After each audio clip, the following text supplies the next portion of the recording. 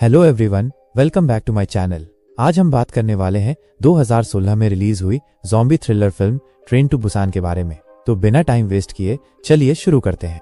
Film की शुरुआत होती है एक ट्रक ड्राइवर से जो अपनी गाड़ी लेकर एक क्वारंटीन जोन के पास पहुंचता है।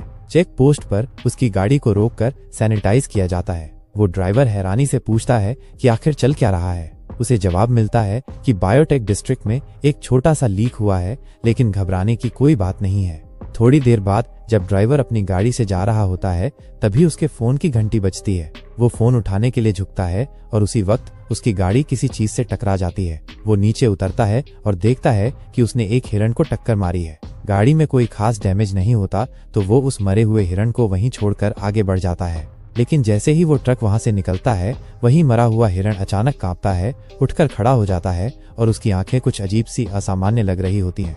अब कहानी आती है हमारे मेन कैरेक्टर सोकवू पे। वो एक बड़ी कंपनी में फाइनेंशियल मैनेजर है और हमेशा अपने काम में बिजी रहता है। वो एक क्लाइंट से फोन पर स्टॉक्स के बारे में डिस्कस कर रहा होता है और तभी एक न्यूज साइट पर स्क्रॉल करता है जहां रिजर्वायर में मछलियों की मौत की खबरें चल रही होती हैं। वो तुरंत अपने असिस्टेंट से कहता है कि उस कंपनी के सारे स्टॉक्स बेच दो। इसके बाद वो अपनी गाड़ी पार्क करता है और अपनी एक्स वाइफ से बेटी को लेकर बहस करता है। सोकवू की फैमिली अब टूट चुकी है, उसका डिवोर्स हो चुका है और उसकी छोटी सी बेटी अब उसकी एक्स वाइफ के पास जाना चाहती है अपने बर्थडे पर। लेकिन सोकवू उसे अकेले भेजना नहीं चाहता। वो घर आता है जहां उसकी माँ दरवाजा खोलती है। जब वो बेटी के कमरे में जाता है तो देखता है कि वो अपनी माँ से फोन पर बात कर रही होती है और कह रही होती है कि वो अकेले ट्रैवल कर सकती है। लेकिन जैसे ही वो अपने पापा को देखती है, वो झट से फोन काट देती है। सोकवू अपनी बेटी सुआन के पास बैठता है और उसे समझाता है कि अगर वो सिर्फ एक हफ्ता और रुक जाए तो उसका काम खत्म हो जाएगा और फिर वो खुद उसे बुसान लेकर जाएगा। वो उसे उसका बर्थडे गिफ्ट भी एडवांस में दे देता है। सुआन जब गिफ्ट खोलती है तो पता चलता है कि वो वही चीज है जो सोकवू पहले भी उसे दे चुका है। सोकवू थोड़ा असहज हो जाता है और पूछता है, बताओ और क्या चाहिए।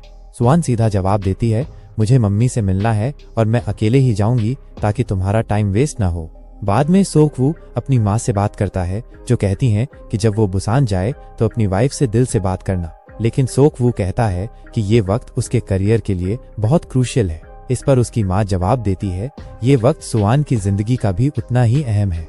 फिर माँ उसे एक कैमरा देती है जिसमें सुआन की परफॉर्मेंस रिकॉर्ड होती है। तो स्कूल में एक सॉन्ग गा रही होती है और उस दिन सोकवू वहाँ नहीं पहुँच पाया था। वो जब वीडियो देखता है तो सुआन की उदासी और अकेलापन देखकर सोच में पड़ जाता है। उसी वक्त वो फैसला करता है कि वो खुद सुआन को बुसान लेकर जाएगा।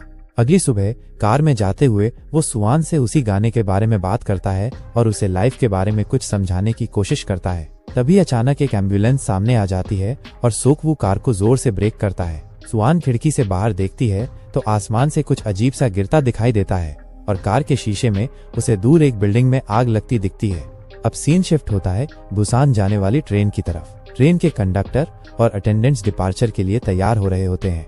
एक बेसबॉल टीम के कोच अपनी टीम को सीट्स लेने को कहता है और वहीं वो अपनी टीम की चीयर लीडर पर नजर डालता है। इसी दौरान ट्रेन के एक डिब्बे में कुछ पैसेंजर बैठते हैं, एक वर्किंग क्लास कपल सैंगवा और उसकी प्रेग्नेंट वाइफ सुंगयोंग, एक हाई स्कूल बास्केटबॉल टीम।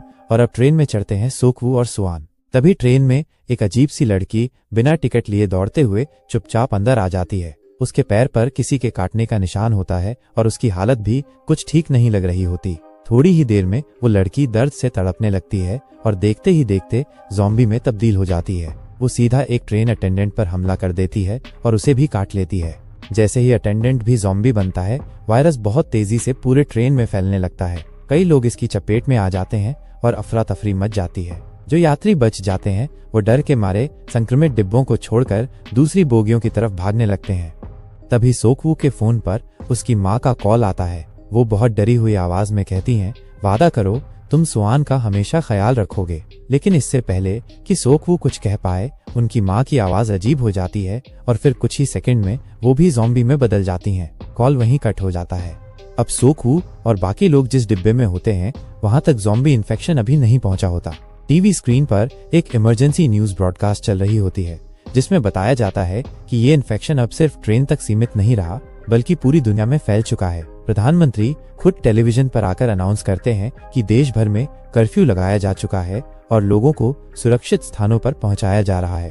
इसी बीच सीन कट होता है। एक हेलीपैड पर कुछ लोग लटके हुए होते हैं और अचानक नीचे गिर जाते हैं। गिरते ही वो भी ज़ॉम्बीज में बदल जाते हैं और आसपास मौजूद लोगों को काटना शुरू कर देते हैं। अब ट्रेन में अनाउंसमेंट होता है, आर्मी को बुला लिया गया है, अगला स्टेशन सुरक्षित है, सभी पैसेंजर्स धीरे धीरे और शांति से नीचे उतरें। ये सुनकर सबको थोड़ी राहत मिलती है। उधर सोक वू अपने बॉस को कॉल करता है और घबराते हुए कहता है, प्लीज मुझे यहाँ से किसी भी तरह बाहर निकलवाओ, मैं तुम्हें एक्सक्लूसिव स्टॉक मार्केट टिप्स दूंगा। बॉस थोड़ा सोचकर कहता है, ठीक है, जब ट्रेन अगले स्टेशन पर रुके तो तुम सामने के दरवाजे से मत जाना, पीछे के दरवाजे से निकलना, वहाँ मेरे आदमी तुम्हारा इंतजार करेंगे। अब जब ट्रेन अगले स्टेशन पर पहुंचती है तो पैसेंजर्स खिड़कियों से बाहर देखते हैं, वहाँ कोई नहीं होता, सब सुनसान होता है। टी ड्राइवर से पूछता है, आर्मी कहाँ है? ड्राइवर कहता है, मुझे तो यही बताया गया था कि स्टेशन पर आर्मी होगी। तभी सोक वू, सुआन और कुछ लोग ट्रेन के पीछे वाले गेट से उतरते हैं। उन्हें एक अजीब सा आदमी मिलता है जो कहता है, मैंने तुम्हें कॉल पर बात करते हुए सुना है, मैं भी तुम्हारे साथ ही जाऊंगा। सुआन हैरानी से पूछती है, हम दो ही क्यों, बाकी लोगों को क्यों नहीं बता रहे? इस पर सोक वू कहता है, अभी हमें सिर्फ खुद के बारे में सोचना चाहिए। यह सुनकर सुआन दुखी होकर कहती है, इसी वजह से मम्मी ने तुम्हें छोड़ दिया था।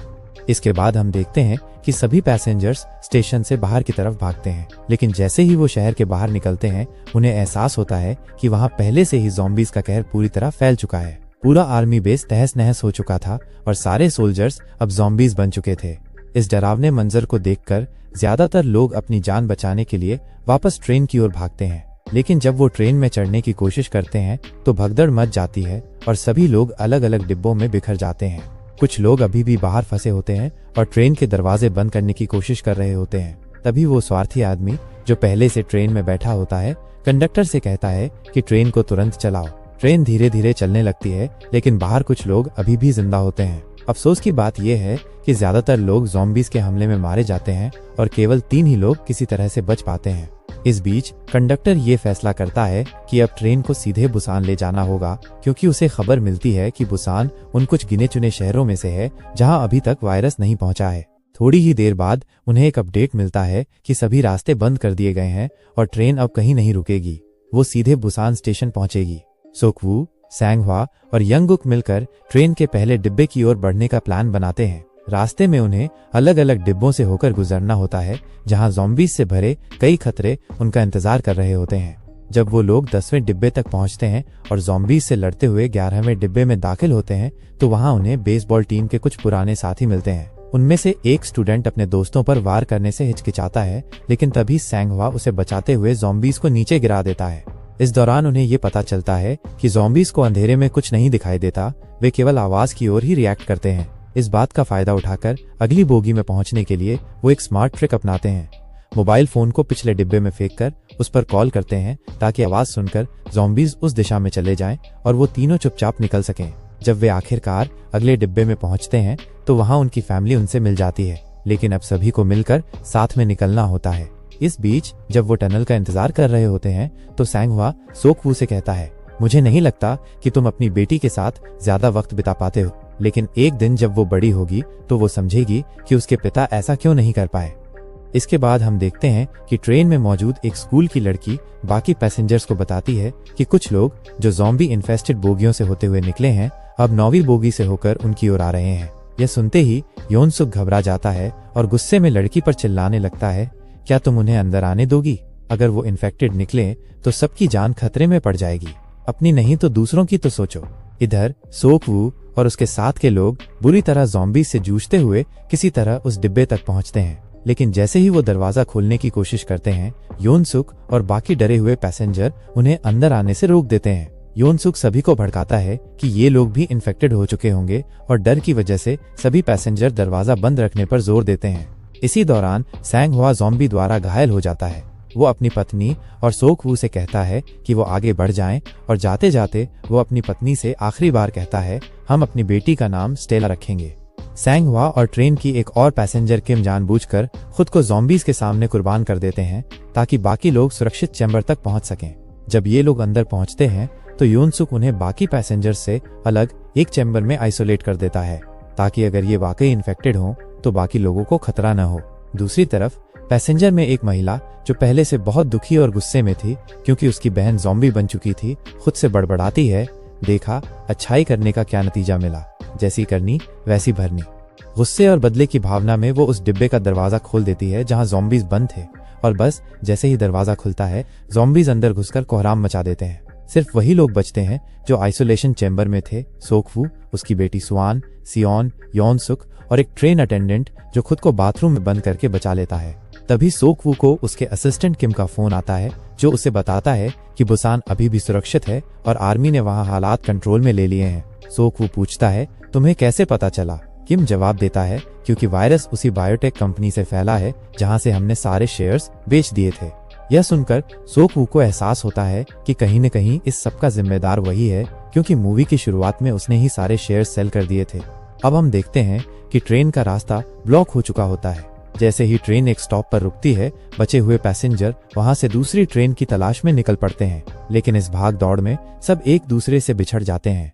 इसी दौरान सेल्फिश योनसुक अपनी जान बचाने के लिए एक बार फिर अपनी चालाकी दिखाता है। वो खुद को बचाने के लिए ट्रेन अटेंडेंट को ज़ॉम्बीज के आगे धकेल देता है, जिससे अटेंडेंट मारा जाता है और योनसुक एक बार फिर बच निकलता है।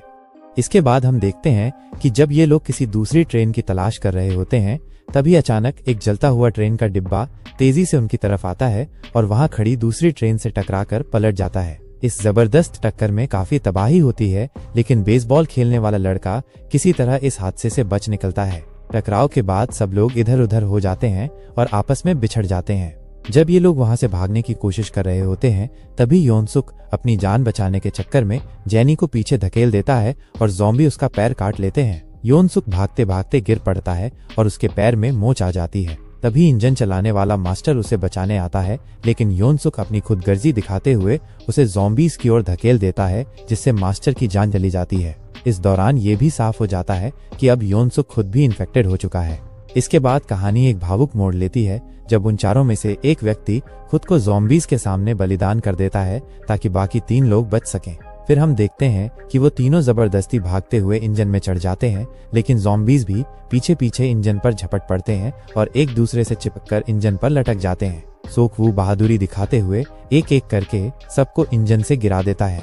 जैसे ही सोकवू इंजन के कंट्रोल रूम में जाता है, उसे वहां इंजन मास्टर की जगह योनसुक दिखाई देता है, जो अब पूरी तरह से ज़ॉम्बी बन चुका है। योनसुक बड़बड़ाता है, मेरी माँ मेरा इंतजार कर रही है, मुझे घर जाना है, और फिर वो सोकवू पर हमला कर देता है। सोकवू उसे धक्का देकर इंजन से बाहर गिरा देता है, लेकिन इस लड़ाई में योनसुक सोकवू के हाथ को काट लेता है। अब जब सोकवू को एहसास होता है कि वो भी इन्फेक्टेड हो गया है, वो अपनी बेटी और सियोन को इंजन के कैबिन में ले जाकर इमरजेंसी ब्रेक के बारे में समझाता है। फिर वो अपनी बेटी से कहता है, हिम्मत मत हारना, अपनी मम्मी के पास पहुंच जाना, वो तुम्हारा इंतजार कर रही होगी। बेटी रोते हुए कहती है, मैं आपको छोड़कर कहीं नहीं जाऊंगी। लेकिन अब सोकवू को अपनी बेटी की जान बचाने के लिए खुद को कुर्बान करना होता है। जैसे ही उसका शरीर ज़ॉम्बी में बदलने लगता है, वह तुरंत इंजन का दरवाजा बंद कर लेता है और उसे वो दिन याद आता है जब उसकी बेटी इस दुनिया में आई थी। फिर वो इंजन से कूदकर अपनी जान दे देता है। इसके बाद ट्रेन एक जगह रुकती है क्योंकि ट्रैक आगे से ब्लॉक होता है। सुआन और सियोन ट्रेन से उतरकर एक अंधेरी सुरंग में घुसती हैं। सुरंग के दूसरी तरफ आर्मी मौजूद होती है और एक स्नाइपर दोनों पर निशाना साध लेता है, लेकिन वो तय नहीं कर पाता कि ये दोनों इन्फेक्टेड हैं या नहीं। तभी उसे ऊपर से ऑर्डर मिलता है कि दोनों को शूट कर दिया जाए। लेकिन तभी वहां सुआन गाना गाने लगती है, वही गाना जो उसने पहले अपने पापा के लिए तैयार किया था। उस मासूम आवाज को सुनकर आर्मी को समझ आता है कि ये दोनों जिंदा और स्वस्थ हैं, और दोस्तों यही गाना इनकी जान बचा लेता है। और इसी के साथ यह कहानी यहीं पर समाप्त होती है। ऐसे ही और भी एक्सप्लेन वीडियो देखने के लिए चैनल को सब्सक्राइब जरूर कर ले। धन्यवाद।